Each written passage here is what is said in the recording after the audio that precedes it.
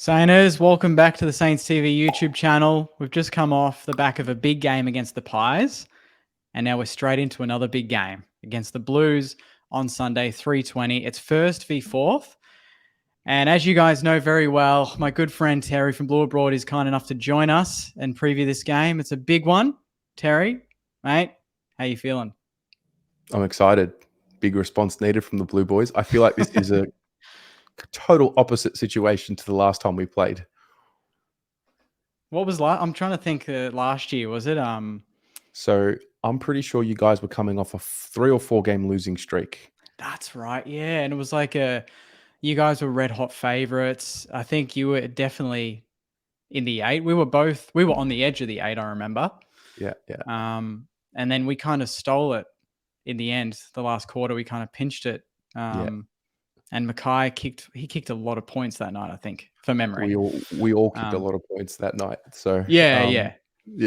Nah, I'm excited. This week's going to be a really good game. I'm pretty confident in that.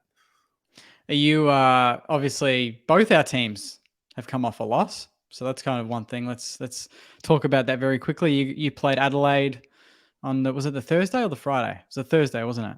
Thursday night. Yeah. So you've had a bit of time now, mate. You've had a good 4 or 5 days to process that. What's the feeling like in the Carlton camp off the back of that loss? We're pissed off. I'll start there. A loss is a loss, but I think when you look at the way you guys lost and the way we lost, it's very different. Very disappointing performance, completely outplayed. It was a demolition job. That's the way I just explained it. A really poor loss to the Crows, who were superb. They were unreal, and full credit to them. But yeah, that's what we're coming off. So yeah, it's kind of been simmering for a bit. We've been winning games this year, but not convincing, and I think we just got a bit exposed for everything on Thursday night. So that's our situation. Yeah, I think I had a few people kind of message me after that game and say, Jakey, did you watch the Adelaide Carlton game? I'm like, I saw bits and bobs. I saw Adelaide were playing pretty good footy. I did tip the Crows. I'll just say that straight away, only because I thought it's the first game of the gather round in Adelaide. I just thought they were just going to live up to the event, not because they were better. I just thought they were going to really want to win on their home turf in front of their home crowd. And a lot of people told me Adelaide played similarly to the way the Sainers have been going the first 4 weeks, in the way they moved the footy. I don't know if you've seen much of the way we've played, but can you back that up if they've played that similar style? It's fast, man. Yeah, it's fast. Yeah. It's powerful. It's proactive. Yeah. And the Saints have been in control of gameplay from what I've watched. You got Ross there, well-oiled machine. So you guys are playing with a good spirit. As you do, as you should when you get a new coach and you get a new system. You just look completely rejuvenated. Yeah. Did you see much of our game against the Pies? I watched the fourth quarter. Thoughts? They got ticker, the Saints, mate. They got some ticker. Yeah. It's good to see. Yeah. No, I've been impressed with the Saints this year. I have. How can you not? Yeah. I think Ross coming in, I always felt like no matter what he did, he would have you playing a better organized style of gameplay because he's so experienced. And one thing, actually, we've been talking a little bit about the Saints this week. The fans on our end have been saying, we've got a few injuries. McGovern's sore and Sardi's sore and this and that. And I was like, no, we're not talking about injuries because look at St Kilda. So, yeah. Yeah. That's been nice, is that most of the injury talk has been outside noise. It's not been the club kind of making up excuses or who do we play here? Who's that? We're getting to that point now where we're going to get players back. Yeah. And it's probably, as you guys probably know, we're likely to get Steely back and possibly Membry at the same time, which will be nice because they're two players that they love playing the Blues, mate. They love playing the Blues, especially Membry. I reckon he averages 3 goals a game against them in his career. Yeah, always seems to get off the chain. He does. Yeah, and Steely back to take on Crips. You'd think that'd be the classic head-to-head again. Yeah. From what I've seen from the Saints supporters, apparently Steele always beats him. I think short-term memory from what I'm watching. I think What happened last year? I don't even know what the stats were last year, to be No, if honest. we talk about the totality of careers, I think we'll see Crips Oh, dominating, and are then I you think the last few are you do, years, oh, you're Steely's doing the classic. stepping You're back. doing the classic Nick Riewoldt, Jonathan Brown argument, where it's like, oh, I say Riewoldt's the better player, but then my Brisbane mate will go, yeah, but who won the more flags? It's like I'm talking about individual performances. Like if you just split them up, not accolades. I'm not So, talking so about you're accolades. saying you're not talking about the Brownlow or anything? No, What are you talking about? I'm talking about the Saints supporters in my DMs and on Twitter telling me that Oh, Steel always beats Crips. I think come that's on, very Saint. short-sighted. Sorry, mate. On behalf of Saints TV, we just want to take this moment to apologise Yeah, yeah, to Blue Abroad because we don't condone that sort of behaviour. I definitely don't. I don't think that Steely's dominated Crips every time. I think he's one of the rare players that can tag him but still get the ball. I think he doesn't have to sacrifice too much of his game. But yeah, if Crips gets 30 and still gets 31, yeah. they both probably get votes. So it doesn't, they cancel each other out in a way. Kind of.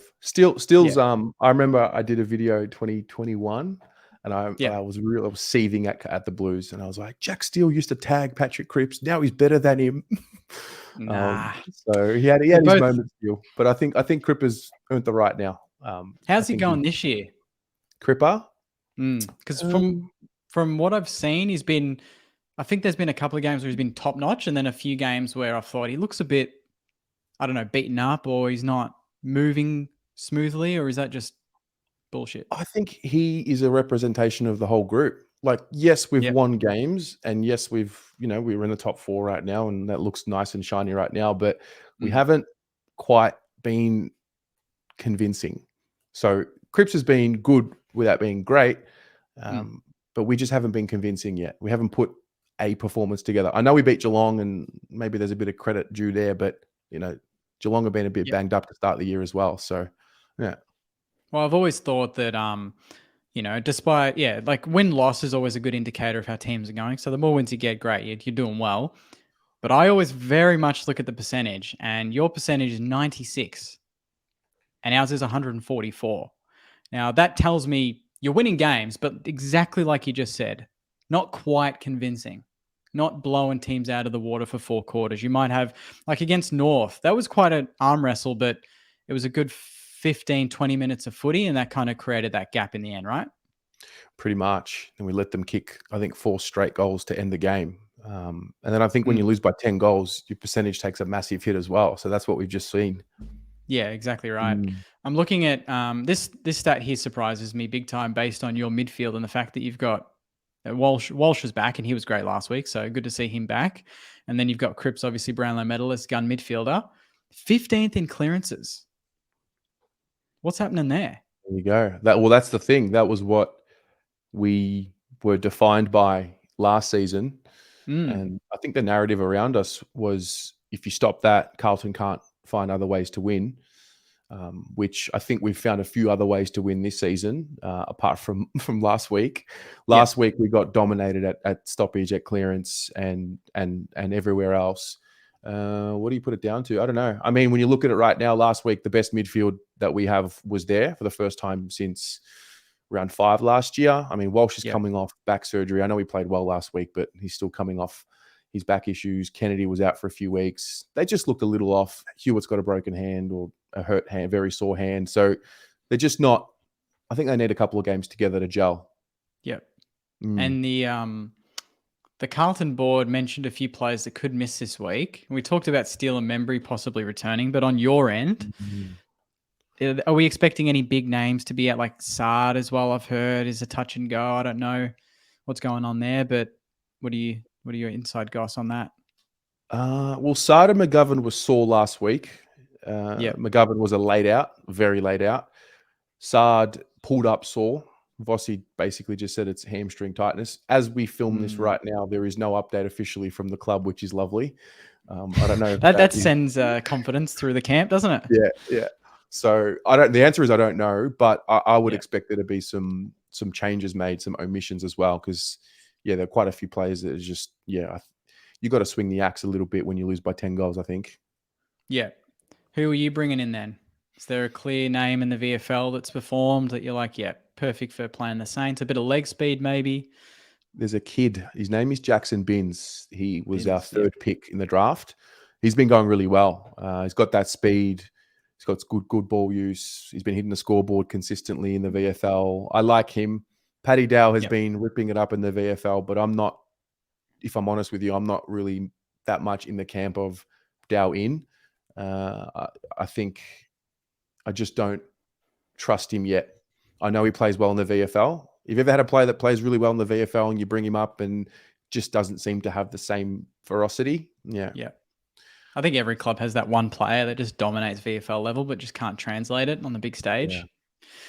Yeah. So I don't know. I like Binsey. Jack Martin, I don't actually like, it's crazy. I don't know what the update is on Jack Martin. He's not injured, but he's also not fit. So Yep. there's that. But yeah, I would love to see Binsey get a chance, young fella, bring some energy to the group. Yeah, we'll see. Now, it's taken us 10 minutes to talk about this, but it's quite, to me, this is kind of where the game is going to be won and lost. It's going to be our defense against your talls, your goal kickers. Are you overly reliant on those two? This is Because the issue. to me in this game, I'll be honest, I feel like if Wilkie and Dukes do their job and keep them to 4 goals between them or something like that, I go, we probably win the game. Yeah, I mean, when you have two high caliber forwards like that in your forward line, of course, you know you're going to base your game plan and the way you move the ball forward around the two of them. Mm, Where we are getting caught up in is the way in which we deliver the ball to them. We haven't figured yep. it out properly yet. I mean, we did play at Marvel a few weeks ago, and we generally use the ball better at Marvel. It suits the forwards. It's a bit, for some reason, you know, the narrative around Carlton, we were never good there. And then, I don't know, Mm. last year we turned that narrative around. So are we too reliant on Harry and Charlie? Probably. How can you not, though? You know, Well, like, how can you that, not? that's my predicament with having King out. I always thought, yeah, it's bad, but at the same time, we've got to find other avenues, and it's making us more unpredictable. Mm, And you look at Geelong and go, yeah, they've got Hawkins and Cameron, but they've also got so many other goal kickers that go through the midfield, and they're smalls. They're damaging as well in their own right. So, like for us, I think we don't have that problem because we don't have the star forwards. So, Membry mm. this week, it's good to have him in, but deep down, I'm kind of like, I don't want us to just kick it to him every single time and avoid the best option, you know? Because that's just Yeah. the shortcut kick sometimes. Yeah, it can be easy to defend, especially the way we deliver the ball inside 50, long and high. And Yep. if you get enough pressure on the ball carrier for the Blues this week, and you make the way that we enter the ball to your defender's advantage, you win the game straight Yeah. up.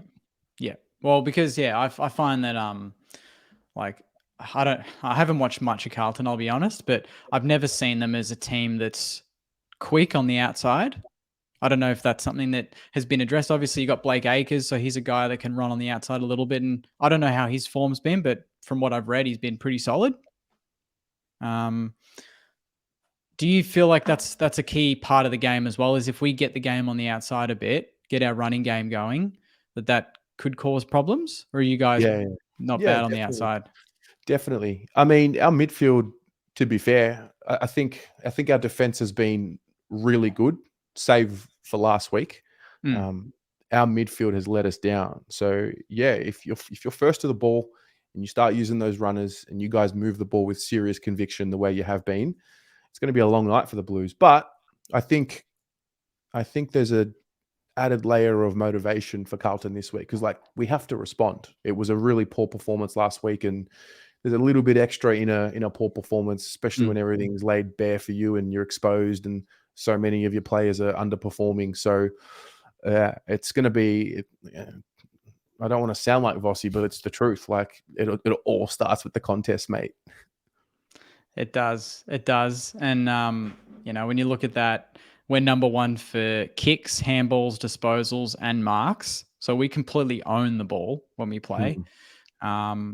And third for rebound 50. So if you do end up bombing it and we can flick it out the other way, that's probably where we can get you. If you're hitting targets and lowering the eyes inside 50, that's that's danger for me. That's when you're going to probably kick a score that's a very close chance of winning. Key matchup, big matchup, mate. What's the biggest one of this game? The Biggest biggest one of one. this game. Oh, it's got to be the forwards and your Yeah. defenders. Yeah, I think so. And then also, I don't know which one of the smalls of yours will get off the leash, but one of them will. Whether it's Gresham, Higgins, Owens if he plays. Owens will play. Owens will play. Okay. 100%. Yeah. So yeah, Caminiti won't though, and I think he was at the tribunal. It was 5:30 his hearing, so I'm tipping he's probably copped a 3 or a 4 weeker. The lawyers are very, very, very brave going for careless and not intentional. Oh mate, we're not going to go there. I think Murphy ducked into it a little bit, to be honest, but he's going to get 3. He's going to get 3 or 4, so that's not going to be a surprise. Unlucky. He's a good kid. Good little find. Yeah, and good timing with Skunk coming back as well. So there's a bit of a straight swap there. I think Gresh is probably the one that's got the most to prove, believe it or not. He's kind of the most skilled out of our smalls. But he's the one that he had 7 disposals against the Pies and has been slammed by the media, by Saints fans alike, because we expect more from someone like Gresham. He's senior. He's obviously... The contract talks is kind of on hold at the moment, so that adds another layer to it, if he's even happy at the club or he's looking around. But Higo, he's kicked 10, 11 goals in 3 weeks. He's chasing, he's tackling, not kicking as many goals, but he's still putting in the effort.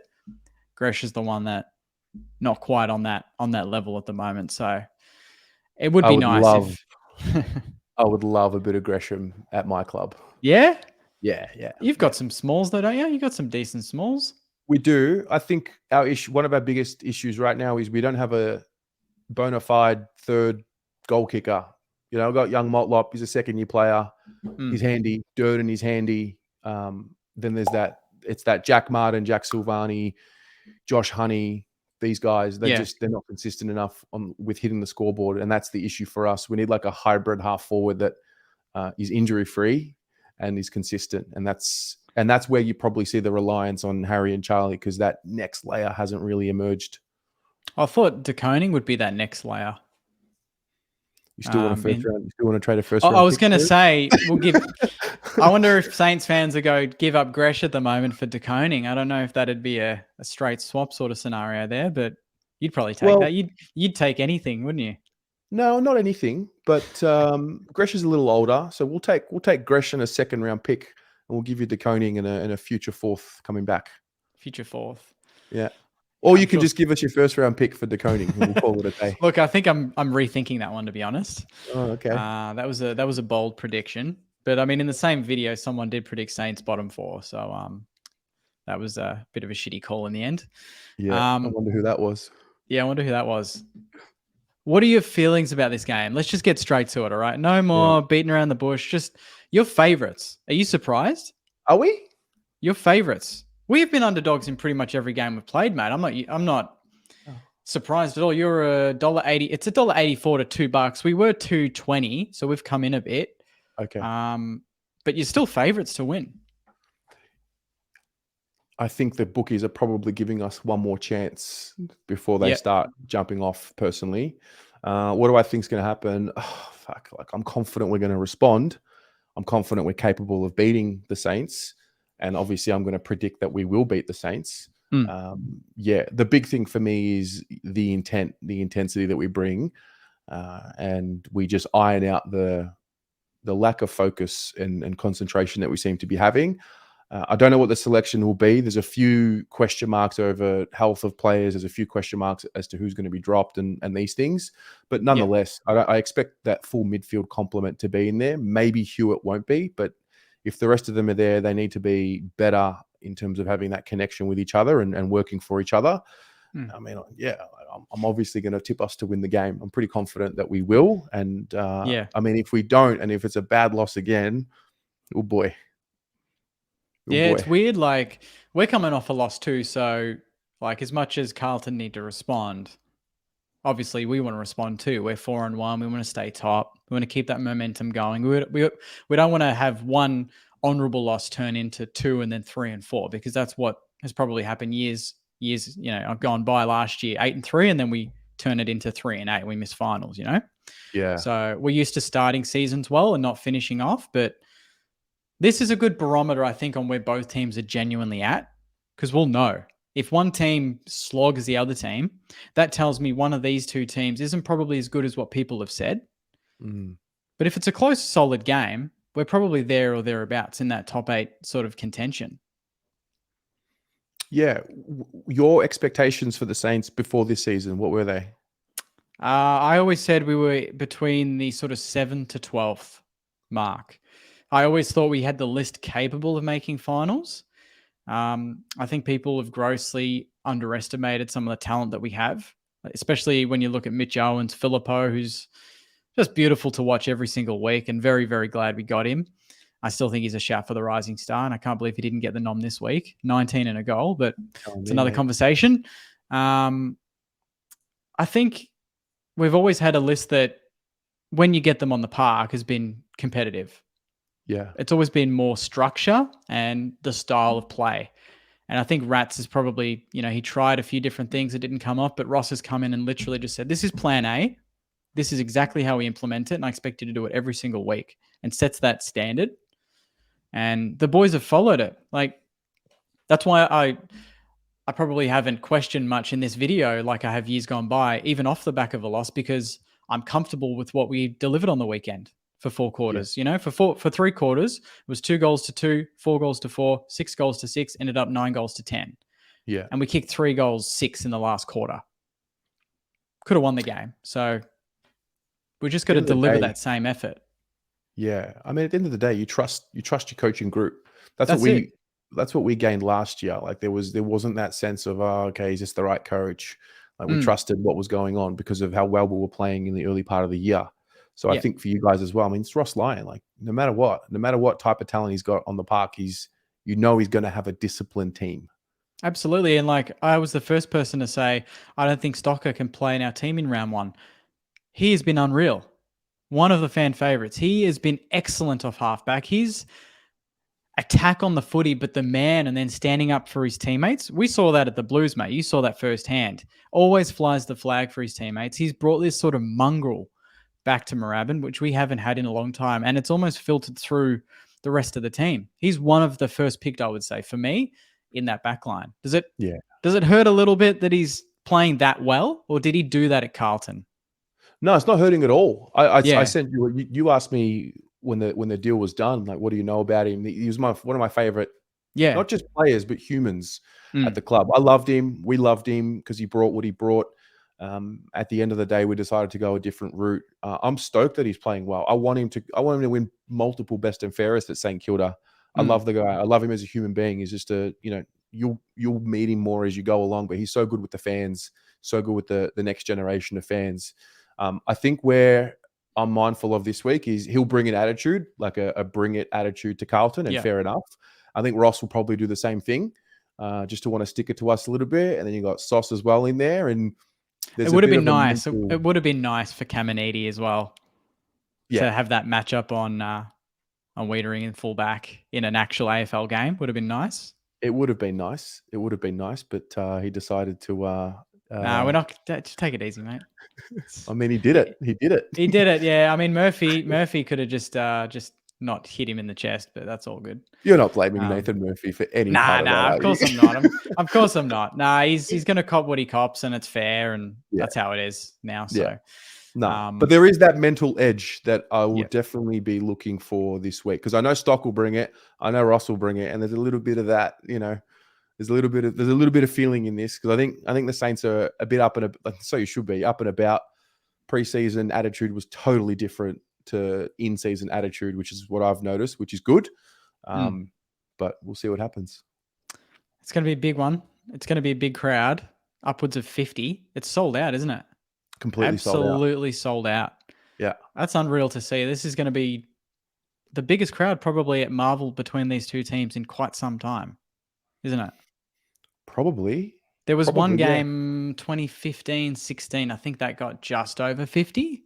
Yeah. But this is going to get full house, well over that. So they should have just moved it to the G, mate. Marsh, he's been telling me all week, why isn't this game at the G? It gets 80,000 plus at the G. There's no games there until Monday.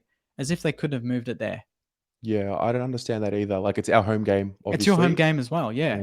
So, I mean, it's not like I wouldn't put St Kilda in the category of like a club that has supporters that don't show up. Like, No, we the always fans do do. show up. Mm. So I found that interesting as well. I don't know, maybe there's a piece down the line in the season where it all clicks and makes sense, but I felt the same. I thought it should have been played at the G. Yeah. No, well, I mean, I'll take it at Marvel. We're 3 wins from 3 there. So, I mean, and you guys play well there now, more recently. So the teams, if they bring their best, it's going to be a spectacle. And yeah, hopefully the best team wins, which will be the Saints. Fingers crossed. Won't be the Saints, mate. Yeah, I know. You said that last year as well, mate. So I'm just going to cop it on the chin for now. Yeah. Yeah, your attitude last year was all down in the dumps, gave me the whole. I know. I was like, you guys have got it, mate. You guys have got it. Now we've got it. But I feel like Saints fans are still not. We're not arrogant. Like, we're not that type of crew. At least the crew that I hang around. Like, we're like Melbourne fans were before they won the flag 3 or 4 years ago, where they didn't believe the team was actually good until pretty much they were 8 goals up in the last quarter of a grand final, and you're like, oh, well, we're actually going to do this. You know, it's kind of, we're both Arsenal fans. It's kind of the same feeling. Like, we're in a position, you're like, I don't really think I'm going to believe it until it comes to that last 10 minutes and I know it's done, you know? Yeah, mate, I'm not going to believe it until the last siren of round Until 24 this year. Yeah. I know. Well, so we've been humbled. We've been humbled, the Carlton supporters. There's no doubt about that. Yeah. Well, they're going to come out in force, mate, and so they should. It's going to be a big one, and both teams have got to respond. So I appreciate you, as always, jumping on for a chat and sharing your thoughts. You're always you're one of the fan favorites on Saints TV, mate. Every time I get you on, getting the DMs, everyone's like, love Tez, love Terry, love his channel. So from outside the bubble of the Blues, everyone loves you and what you're doing. So good work on it. No, likewise, mate. Likewise. I think you definitely set the standard for these fan channels as well. I think we both do. I think we have a pretty big, passionate fan base with our channels. So it's good to connect. I wish we'd play twice in a season. Yeah, it doesn't happen often. Nah. Well, it's because, we get the Sunday slots and they don't want to put too many Carlton games on the Sunday, apart from this one. Yeah. Well, we'll show up. So we'll show up and we'll pack a stadium. We just got to give the fans a good game, which I think it will be. I mean, who knows really what's going to happen, but I think this will be a cracking contest. Is a game? Oh no, obviously Collingwood Essendon's probably match of the round, but this would be next in. This has been overshadowed a little bit by the fact that it's Collingwood Essendon, first time they're both in the top 4 facing off. Yeah. This is a low key blockbuster. Yeah, absolutely. Well, hopefully it lives up to the hype, mate. But yeah, again, thank you very much for joining. Everyone watching, where can they find you? If they enjoy watching Carlton fans implode, where can they go? You come to the Blue Abroad YouTube channel. I'm sure there'll be some sort of a tag or a link somewhere, and you tune in after the siren, and I'm sure I'll see the Saints supporters watching the fan cams if we lose, and I won't see the Saints supporters if we win. But if you ever want to watch us lose and lose our shit, then you know where to find us. Yeah, just go back a week. It's fine. All good, mate. Thanks for joining, and good luck on Sunday. Thanks, Jake. Thanks, mate.